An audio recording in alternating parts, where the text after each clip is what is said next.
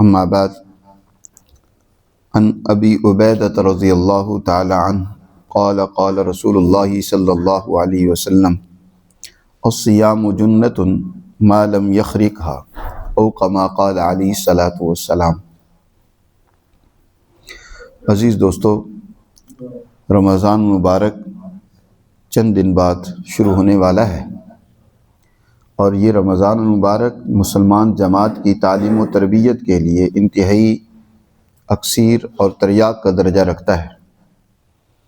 جیسے کسی بیماری کا جب عام دوائیوں سے علاج نہیں ہوتا تو پھر اس کو آخری درجے کی دوا یعنی اکثیر کے درجے کی دوا یا تریاق کے درجے کی دوا استعمال کروائی جاتی ہے تاکہ اس بیماری سے اسے چھٹکارا ملے۔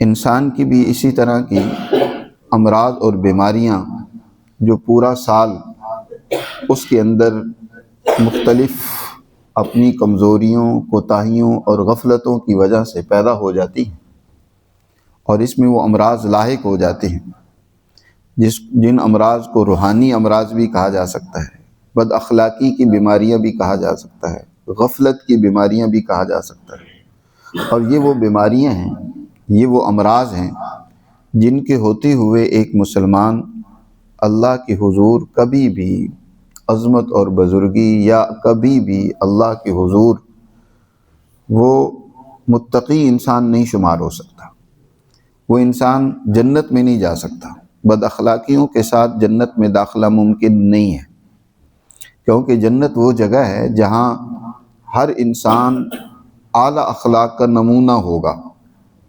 اگر ایک انسان اس نے دنیا میں اپنے اخلاق کو درست نہیں کیا، اپنی ان کمزوریوں اور غفلتوں کو دور نہیں کیا، اس کو جنت میں داخل کر دیا جائے تو وہ جنت نہیں رہے گی، وہ جہنم بن جائے گی۔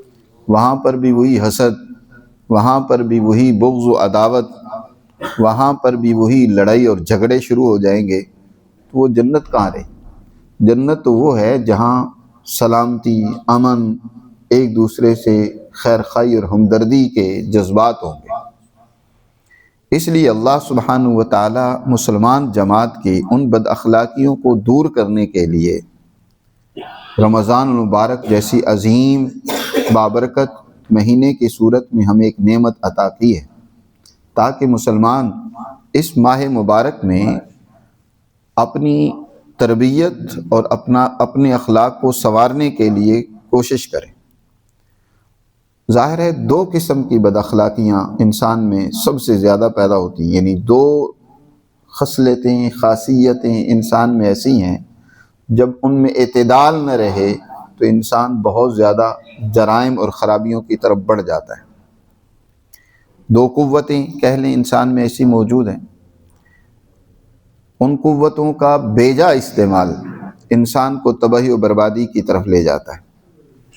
ایک تو انسان کے اندر کھانے پینے کی خواہش ہے کہ انسان ہر وقت کھانے پینے کے چکر میں رہے، بہتر سے بہتر، اچھے سے اچھا کھانے پینے کے چکر میں رہے، خواہش بطن جس کو کہا جاتا ہے۔ اور دوسری انسان کے لیے خواہش ہوتی ہے جس کو خواہش فرج کہتے ہیں۔ ظاہر ہے جب زیادہ کھاتا ہے انسان تو اس کے نتیجے میں اس زیادہ کھائے ہوئے کا کوئی فضلہ تو ہوتا ہی ہے۔ جب بھی انسان کچھ نہ کچھ کھاتا ہے تو وہ جو بھی کھاتا ہے تو اس کا کوئی نہ کوئی فضلہ تیار ہوتا ہے۔ اب وہ فضلہ خارج ہونا چاہتا ہے، اس کے اخراج کے لیے انسان پھر مستیاں کرتا ہے، پھر دوسرے جرائم کرتا ہے، خواہشات جنسیہ میں مبتلا ہو جاتا ہے، خواہش فرج جسے کہتے ہیں۔ انسان وہ اپنی اس خواہش کو ٹھنڈا کرنے کے لیے بسا اوقات جب حد اعتدال سے گزرتا ہے تو جائز ناجائز کی پرواہ نہیں کرتا۔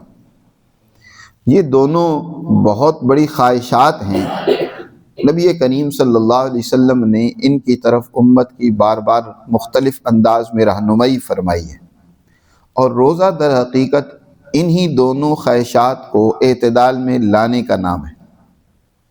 کھانے پینے کی خواہش وہ معتدل درجے کے انسان میں موجود ہو، اس لیے انسان کو صبح سے شام تک بھوکا رکھا جاتا ہے، باوجود اس کے کہ کھانے کی طرف انسان کی رغبت ہے اور خوراک بھی موجود ہے، لیکن انسان کو روک دیا گیا تاکہ تمہارے اندر اپنے آپ کو کھانے کی خواہش اور طلب پر ایسے جانوروں کی طرح دوڑنے والی صفت نہیں ہونی چاہیے، بلکہ اپنے اندر کنٹرول ہونا چاہیے کہ کب کھانا ہے، کتنا کھانا ہے۔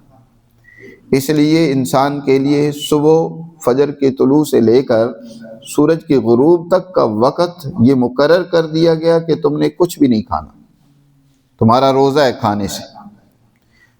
یہ ایک مہینے کی پریکٹس، ایک مہینے کی تربیت انسان کے اندر کنٹرول پیدا کرتی ہے کہ اس نے کیسے اپنے آپ کو صحیح رکھنا ہے۔ اور یاد رکھو، اس سے جہاں روحانی طور پر انسان کی بہت ساری بیماریوں کا علاج اور ازالہ ہوتا ہے، وہاں پر انسان کی جسمانی بیماریوں کا بہت زیادہ اس کو فائدہ ہوتا ہے۔ نبی کریم صلی اللہ علیہ وسلم نے ایک اور حدیث مبارکہ میں ارشاد فرمایا، صوموا تصحوا، روزے رکھو تاکہ تم صحت مند ہو جاؤ۔ آج زیادہ تر بیماریاں کثرت خوری کی وجہ سے ہیں۔ بھوکا رہنے سے کم لوگ ہیں جن کو بیماریاں اور امراض لاحق ہوتی ہیں، جن کو بیچاروں کو غذا میسر نہیں ہے، لیکن زیادہ تر لوگ وہ زیادہ کھانے کی وجہ سے بیمار ہیں۔ آج کل جو مہلک بیماریاں پیدا ہو رہی ہیں نا، کینسر کی بیماری ہیں، اسی طرح اور زہریلی اور خطرناک بیماری ہیں، وہ ان لوگوں میں آپ کو بہت کم نظر آئیں گی جن کی خوراک پوری نہیں ہے۔ زیادہ تر ان بیماریوں کا شکار وہی لوگ ہوتے ہیں جو زیادہ کھانے والے ہوتے ہیں، کثرت خوری کا شکار ہوتے ہیں۔ یہ الگ بات ہے کہ جو الیٹ طبقہ ہے وہ زیادہ اس درجے کی غذائیں زیادہ کھاتا ہے جو قیمتی اور مہنگی ہوتی ہیں، مرغن غذائیں ہوتی ہیں، لیکن جو درمیانہ اور متوسط طبقہ ہے وہ بھی بہت کچھ کھاتا ہے، چاہے وہ بھوسا ہی کھاتا ہو، پیٹ اس نے بھی بھرنا ہوتا ہے، چاہے گندم کی روٹی سے ہی پیٹ بھرنا ہو، وہ بھی خوب کھاتا ہے۔ اس وقت بس کرتا ہے کہ جب اس کے پیٹ میں مزید گنجائش نہ رہے، اور پھر بار بار کھاتا ہے۔ تو یہ بسیار خوری انسان کے اندر بے شمار امراض پیدا کرتی ہے۔ اس لیے نبی کریم صلی اللہ علیہ وسلم نے ارشاد فرمایا، روزے رکھو کیونکہ یہ تمہیں صحت مند بناتے ہیں۔ ایک تو روحانی امراض سے صحت مند بناتے ہیں، اور دوسرا جسمانی بیماریوں سے بھی تمہیں صحت مند بناتے ہیں۔ یہ تبھی ممکن ہوگا کہ انسان صرف اس وقت میں ہی نہیں کھانے پینے سے رکا رہے، بلکہ جن اوقات میں کھانے کی اجازت دی گئی ہے ان میں بھی حد اعتدال سے نہ گزرے۔ افطاری میں بھی اعتدال کے اندر رہ کر افطاری کرے۔ نبی کریم صلی اللہ علیہ وسلم نے ایک حدیث مبارکہ میں روزے کے افطار کا ثواب بیان کیا ہے، اور آپ صلی اللہ علیہ وسلم نے فرمایا کہ روزے کے افطار کروانے کا اتنا ثواب ہے کہ جتنا روزہ رکھنے والے کو ملتا ہے۔ صحابہ کرام رضوان اللہ تعالی علیہم اجمعین نے حضور صلی اللہ علیہ وسلم سے سوال کیا، پوچھا کہ اللہ کے رسول، ہم میں سے تو ہر ایک کو روزہ افطار کروانے کی طاقت اور ہمت نہیں ہے، مالی گنجائش نہیں ہے۔ آپ صلی اللہ علیہ وسلم نے کس بات کی طرف توجہ دلائی ہے کہ یہ اجر و ثواب پیٹ بھر کر کھلانے پر موقوف نہیں ہے، بلکہ چند کھجوروں پر روزہ افطار کروا دیا جائے، چند گھونٹ پانی پر، دودھ اور لسی پر کسی کا روزہ افطار کروا دیا جائے، اس پر بھی اجر و ثواب ملتا ہے۔ تو کیا معلوم ہوا کہ افطاری کے لیے اتنا ہی ہونا چاہیے۔ یہ نہیں ہے کہ پیٹ بھر کر ہی تم افطار کرو، بلکہ مختصر ہونا چاہیے، چند کھجورے ہو جائیں، چند پانی ہو جائے، جس سے انسان کی کمر سیدھی رہے۔ اور زیادہ ہی اگر کسی کو کوئی مجبوری اور ضرورت ہے تو وہ تھوڑا سا کچھ اور خوراک ساتھ لے لے، لیکن یہ نہیں کہ دن کی کمی اس نے اب پوری کرنی ہے کہ دن بھر نہیں کھایا، لہذا اس کی کمی کو میں نے پورا کرنا ہے کہ خوب پیٹ بھر کر دنیا جہاں کی چیزیں میں نے اپنے پیٹ میں انڈیلنی ہیں، پکوڑے بھی کھانے ہیں، سموسے بھی کھانے ہیں، اور بھی نہ معلوم کیا کیا چیزیں ہیں وہ بھی استعمال کرنی ہیں، اور جس کا نتیجہ فوراً یہ ظاہر ہوتا ہے کہ جسم بوجھل ہو جاتا ہے اور اگلی عبادات کرنے کی ہمت اور طاقت نہیں رہتی۔ انسان چاہتا ہے کہ اب بستر پر دراز ہو جائے، تو نتیجہ یہ نکلتا ہے کہ نہ تو وہ تراویح پڑھ پاتا ہے بلکہ اکثر تو فرض بھی چھوڑ دیتے ہیں جی.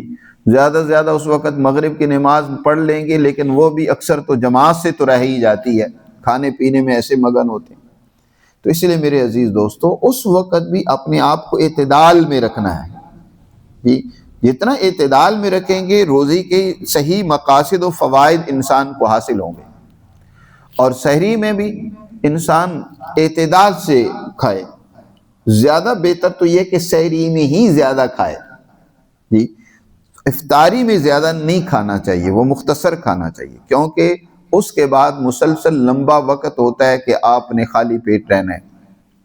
اور اسی وجہ سے سحری کی برکت کا ذکر کیا گیا. نبی کریم صلی اللہ علیہ وسلم نے امت کو ترغیب دی ہے کہ سحری کیا کرو، فَإِنَّ فِيهَا بَرَكَةٌ، اس میں اللہ نے برکت رکھی ہے. تو سحری کھانے کا حکم دیا ہے کہ سحری میں انسان خوب کھا لے.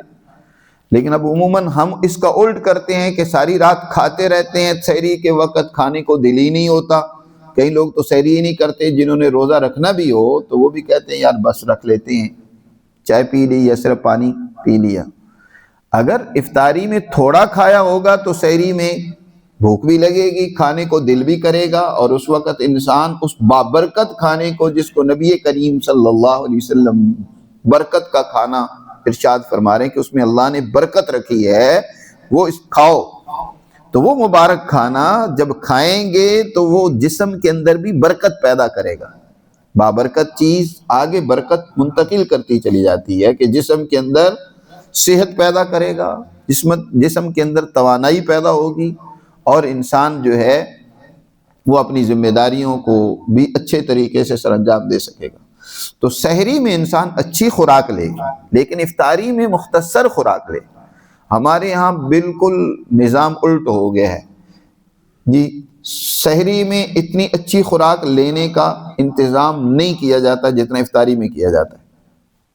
حالانکہ مسلمانوں کے دور عروج کا آپ مطالعہ کریں یا جو صحت مند لوگ تھے وہ زیادہ تر اچھی خوراک صبح ناشتے میں لیتے تھے. رمضان سے ہٹ کر بھی عام طور پر ناشتے میں اچھی خوراک لینی چاہیے. ناشتے کے اندر آپ بشک مٹن کھائیں، بیف کھائیں، گوشت کھائیں اور اچھی اچھی غذائیں کھائیں. کہتے ہیں کہ 60% غذا وہ ناشتے میں ہونی چاہیے، اور شام کو غذا اگر لینی بھی ہے تو وہ 40%، 30 سے 40% ہونی چاہیے. یعنی صبح ناشتے کی بنسبت افطاری میں یا شام میں خوراک کم ہونی چاہیے. لیکن ہمارے ہاں آج کل جتنے بھی ہوٹلنگ ہیں وہ شام کو چلتے ہیں. صبح تو بس کیا ہے 2 سلائس پر گزارا ہو رہا ہے، کوئی 2 ڈبل روٹی کے پیس کھا رہا ہوتا ہے، تو کوئی زیادہ کرتا ہے تو چلو ایک چپاتی لے لیتا ہے، چائے کا 1 کپ پی لیتا ہے، بس سمجھتا ہے جی میرا ناشتہ ہو گیا. اس وقت کھاتے ہی نہیں، اور شام کو پھر خوب کھاتے ہیں جس کے نتائج بیماریوں کی صورت میں ظاہر ہوتے ہیں. اس لیے دین اسلام کی تعلیمات صرف عبادات تک ہی نہیں ہیں بلکہ مسلمان جماعت کی زندگی کے ہر شعبے میں کھانے پینے اور دیگر معاملات میں بھی دین اسلام رہنمائی کرتا ہے.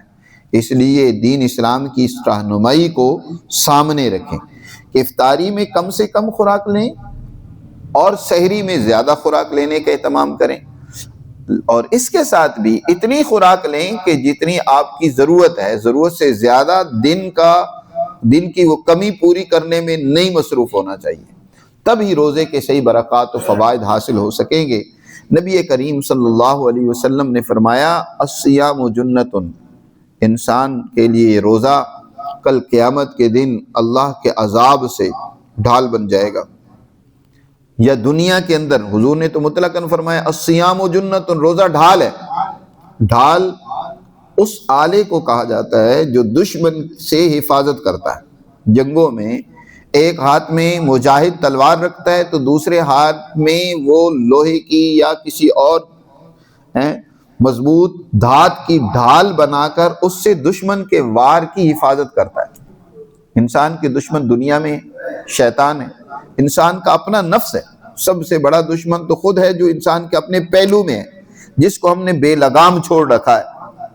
اور اس کی جیسے خرابیوں میں سے ایک خرابی میں نے ذکر کی ہے کہ بہت زیادہ کھانے پینے کی خواہش پیدا ہو جائے نفس میں، اور دوسری اس کی خرابی کیا ہے کہ انسان کے اندر جنسی خواہش بہت زیادہ بھڑک اٹھے۔ اور آج کل ہمارے معاشرے میں معاف کرنا یہ دونوں خرابیاں بہت زیادہ پائی جا رہی ہیں۔ بوڑھے 70 سال عمر ہو گئی، قبر میں پہنچنے والے ہیں، لیکن اب بھی فکر کس کی ہوتی ہے؟ جنسی خواہش کی تکمیل کی۔ میں کیونکہ ایک معالج اور حکیم بھی ہوں، ہمارے پاس آتے رہتے ہیں کئی بیچارے بزرگ بڑے بوڑھے بھی، اب ان کو دوسری بیماریوں کی طرف متوجہ کیا جائے تو وہ اس کو بیماری ہی نہیں سمجھتے۔ سب سے بڑی بیماری ان کے نزدیک یہ ہوتی ہے کہ میں جنسی خواہش پوری نہیں کر پا رہا، اس کے لیے کوئی نسخہ بتائیں، کوئی علاج کریں، کوئی ٹوٹکا بتائیں۔ اب جسم میں دردیں نکل رہی ہیں، چلنا پھرنا مشکل ہو رہا ہے، لیکن ایک ہی ذہن پر بات بیٹھی ہوئی ہے کہ میں نے اپنی خواہش پوری کرنی ہے۔ تو میرے عزیز دوستو، یہ بہت زیادہ بڑی بے اعتدالی کی بات ہے جو ہمارے معاشرے میں بڑھتی چلی جا رہی ہے۔ اس سے ایک مسلمان کو بچنا چاہیے۔ رمضان المبارک در حقیقت انہی دونوں خرابیوں سے ایک مسلمان کو بچاتا ہے، اس میں اعتدال پیدا کرتا ہے۔ اسی وجہ سے روزہ نام ہے 3 چیزوں سے رکنے کا، کھانے پینے اور ازدواجی تعلقات سے رکنے کا، نیت کے ساتھ، اس کا نام روزہ ہے۔ تو کھانا پینا چھوڑ دو اور ازدواجی رشتہ اور تعلق اس سے دور رہو، جنسی خواہش سے دور رہو۔ تو گویا خواہش بطن سے اور خواہش فرج سے، دونوں سے بچنے کا نام کیا ہے؟ روزہ ہے۔ تو شریعت انسان کے اندر ان دونوں خرابیوں کو اعتدال میں لانا چاہتی ہے۔ تو اس لیے روزے کی قدر کریں، اس کی اہمیت کو سمجھیں، اور ہمیں ابھی سے اس کی تیاری کرنی چاہیے۔ 2-3 دن باقی رہ گئے ہیں، اور ہم رمضان اس طرح گزاریں کہ واقعی یہ رمضان ہماری تعلیم و تربیت کا ذریعہ بنے، ہمارے اندر اعلیٰ اخلاق پیدا کرنے کا ذریعہ بنے، ہماری صحت کی بحالی کا ذریعہ بنے۔ اللہ مجھے اور آپ کو اس کی توفیق عطا فرمائے۔ مزید آئندہ انشاءاللہ 1-2 دروس میں اس کے بارے میں بات کریں گے۔ اللہ ہمیں عمل کی توفیق دے۔